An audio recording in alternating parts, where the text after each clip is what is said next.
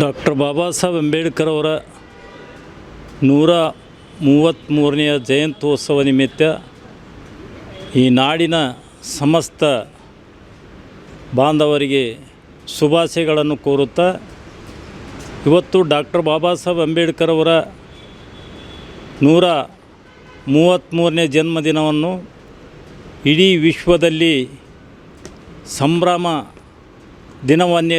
ದಿನವನ್ನಾಗಿ ಆಚರಣೆ ಮಾಡುತ್ತಿರ್ತಕ್ಕಂಥದ್ದು. ಡಾಕ್ಟರ್ ಬಾಬಾ ಸಾಹೇಬ್ ಅಂಬೇಡ್ಕರ್ ಅವರು ಸಾವಿರಾರು ವರ್ಷಗಳಿಂದ ಶೋಷಣೆಗೆ ಒಳಗಾಗಿರ್ತಕ್ಕಂಥ ಜನಸಮುದಾಯಕ್ಕೆ ಶೋಷಿತರ ಪರವಾಗಿ ಹೋರಾಟ ಮಾಡಿ ಅವರು ಸಂವಿಧಾನ ಬರೆದು ಹಕ್ಕುಗಳಿಂದ ವಂಚಿತರಾಗಿರ್ತಕ್ಕಂಥ ಜನಸಮುದಾಯಕ್ಕೆ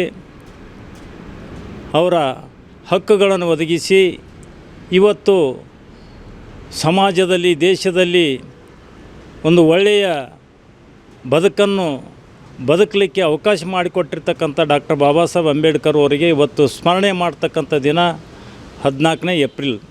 ಡಾಕ್ಟರ್ ಬಾಬಾ ಸಾಹೇಬ್ ಅಂಬೇಡ್ಕರ್ ವಿಚಾರಧಾರೆಗಳಲ್ಲಿ ಇವತ್ತು ಮುಂದೆ ತೆಗೆದುಕೊಂಡು ಹೋಗ್ತಕ್ಕಂಥ ನಿಟ್ಟಿನಲ್ಲಿ ಏನು ಶೋಷಿತ ಸಮುದಾಯದ ಏನು ವಿದ್ಯಾವಂತ ಜನ ಇದೆ ಅದನ್ನೇನಪ್ಪ ಅಂದರೆ ಅಂಬೇಡ್ಕರ್ ಸಿದ್ಧಾಂತಗಳ ಅಂಬೇಡ್ಕರ್ ವಿಚಾರಧಾರೆಗಳಲ್ಲಿ ಏನಪ್ಪ ಅಂದರೆ ಅರ್ಥ ಮಾಡ್ಕೊಳ್ಳಲು ಇವತ್ತು ನಾವು ವಿಫಲ ಆಗಿದೆ ಅಂಥೇಳಿ ನಾವು ಒಪ್ಕೊಳ್ಬೇಕಾಗಿರ್ತದೆ. ಅದಕ್ಕಾಗಿ ಡಾಕ್ಟರ್ ಬಾಬಾ ಸಾಹೇಬ್ ಅಂಬೇಡ್ಕರ್ ಹೇಳ್ತಾರೆ ಒಂದು ಕಡೆ ಅವರು ರತ್ತು ಅವರಿಗೆ, ನೋಡು ರತ್ತು, ನಾನು ಏನಪ್ಪ ಅಂದರೆ ಭಾಳ ಶ್ರಮ ವಹಿಸಿ ಇಡೀ ಬದುಕಿನುದ್ದಕ್ಕೂ ಹೋರಾಟ ಮಾಡಿ ಇವತ್ತು ಏನು ಪಟಭದ್ರ ಹಿತಾಸಕ್ತಿಗಳ ವಿರುದ್ಧ ಹೋರಾಟ ಮಾಡಿ ಇವತ್ತು ಸಾವಿರಾರು ವರ್ಷಗಳಿಂದ ಏನು ಪಶು ಪಕ್ಷಿಗಳಿಗಿಂತ ಏನು ಕಡಿಕೊಂಡಿರ್ತಕ್ಕಂಥ ಸಮಾಜ ಅದು ಆ ಸಮಾಜ ಮುಖ್ಯವಾಹಿನಿಯಲ್ಲಿ ಬರಬೇಕು, ಆ ಸಮಾಜ ಒಳ್ಳೆಯ ಬದುಕನ್ನು ಬದುಕಬೇಕಂತಕ್ಕಂಥ ನಿಟ್ಟಿನಲ್ಲಿ ಹೋರಾಟ ಮಾಡಿದ್ದೇನೆ. ಆ ಹೋರಾಟದ ತೇರೇನಪ್ಪ ಅಂದರೆ ಇವತ್ತು ನಾನು ಒಂದು ಅರ್ಧ ಹಾದಿಗೆ ತಂದು ನಿಲ್ಲಿಸಿದ್ದೇನೆ. ಒಂದು ವೇಳೆ ಸುಶಿಕ್ಷಿತ ವಿದ್ಯಾವಂತರು ತಮಗೆ ಒಂದು ವೇಳೆ ತಾಕತ್ತಿದ್ದರೆ ಶಕ್ತಿ ಇದ್ದರೆ ಏನಪ್ಪ ಅಂತಂದರೆ ಆ ತೇರು ಮುಂದುವರಿಬೇಕು, ಆದರೆ ಆ ತೇರನ್ನು ಹಿಂದೆ ಎಳೆಯಲು ಪ್ರಯತ್ನ ಮಾಡಬಾರ್ದು ಅಂಥೇಳಿ ಈ ನಮ್ಮ ಸಮುದಾಯಕ್ಕೆ ಒಂದು ಸಂದೇಶ ಹೇಳಂಥೇಳಿ ರತ್ತು ಅವರಿಗೆ ಭಾಳ ನೋವಿನಿಂದ ಹೇಳುತ್ತಾರೆ ಅಂಬೇಡ್ಕರ್ ಅವರು. ಅದಕ್ಕೆ ಇವತ್ತಿಗೂ ಕೂಡ ನಾವು ಡಾಕ್ಟರ್ ಬಾಬಾ ಸಾಹೇಬ್ ಅಂಬೇಡ್ಕರ್ ಅವರು ನಿಜವಾದ ಹೋರಾಟ ಏನಿತ್ತು, ಅವರು ಯಾರ ಪರವಾಗಿ ಹೋರಾಟ ಮಾಡಿದ್ರು ಅದನ್ನೇನಪ್ಪ ಅಂದರೆ ಇವತ್ತು ನಾವು ಅರ್ಥ ಮಾಡ್ಕೊಳ್ಳದೇ ಇರತಕ್ಕಂಥದ್ದು ದೊಡ್ಡ ದುರಂತ ಆಗಿದೆ. ಅಂಬೇಡ್ಕರ್ರ ವಿಚಾರಗಳೇನಿದೆ, ಅಂಬೇಡ್ಕರ್ ಅವರು ಏನಪ್ಪ ಅಂತಂದರೆ ಬಹುಶಃ ಅದು ಶೋಷಿತ ಸಮುದಾಯಕ್ಕೆ ಒಬ್ಬರಿಗೆ ಏನಪ್ಪ ಅಂದರೆ ಸೀಮಿತವಾಗಿ ಇರಲತಕ್ಕಂಥವ್ರಲ್ಲ.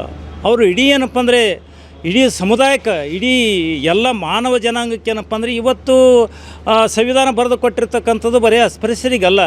ಇವತ್ತು ಸಂವಿಧಾನದಲ್ಲಪ್ಪ ಇವತ್ತು ಹಿಂದುಳಿದವರಿಗೆ 33% ಮೀಸಲಾತಿ ಇದೆ, ದಲಿತರಿಗೆ 18% ಇದೆ. ಅದನ್ನು ಇವತ್ತು ಹಿಂದುಳಿದವರು ಕೂಡ ಅರ್ಥ ಮಾಡ್ಕೊಳ್ಬೇಕು. ಇತ್ತು ಮುಂದುವರೆದ ಜನಾಂಗ ಕೂಡ ಇವತ್ತೇನಪ್ಪ 10% ಮೀಸಲಾತಿ ಮೀಸಲಾತಿ ಇರ್ತಕ್ಕ ಕಲ್ಪನೆ ಏನಪ್ಪ ಅಂದರೆ ಅಂಬೇಡ್ಕರ್ ಅವರು ಸಂವಿಧಾನದ ಮೂಲಕ ಒದಗಿಸಿಕೊಟ್ಟಿರ್ತಕ್ಕಂಥದ್ದು. ಅದಕ್ಕೆ ಸಂವಿಧಾನಕ್ಕೆ ಏನು ಅಂಬೇಡ್ಕರ್ ಅವರು ದೇಶದ ಬಗ್ಗೆ ಏನು ಚಿಂತನೆ ಇತ್ತು, ಯುವಕರ ಬಗ್ಗೆ ಚಿಂತನೆ ಇತ್ತು, ರೈತರ ಬಗ್ಗೆ ಚಿಂತನೆ ಇತ್ತು, ಮಹಿಳೆಯರ ಬಗ್ಗೆ ಚಿಂತನೆ ಇತ್ತು, ಅದನ್ನೇನಪ್ಪ ಅಂದರೆ ಇವತ್ತು ಅರ್ಥ ಮಾಡ್ಕೊಳ್ಳಿರ್ತಕ್ಕಂಥದ್ದು ದೊಡ್ಡ ದುರಂತ ದೇಶದ ಇವತ್ತು. ಅದಕ್ಕೆ ಅಂಬೇಡ್ಕರಿಗೆ ಏನಪ್ಪ ಅಂದರೆ ಯಾವುದೇ ಸಮುದಾಯ ಇವತ್ತು ಸೀಮಿತಗೊಳಿಸ್ಬಾರ್ದು. ಒಂದೇ ಸಮುದಾಯಕ್ಕೆ ಸೀಮಿತ ಆಗಿಲ್ಲ.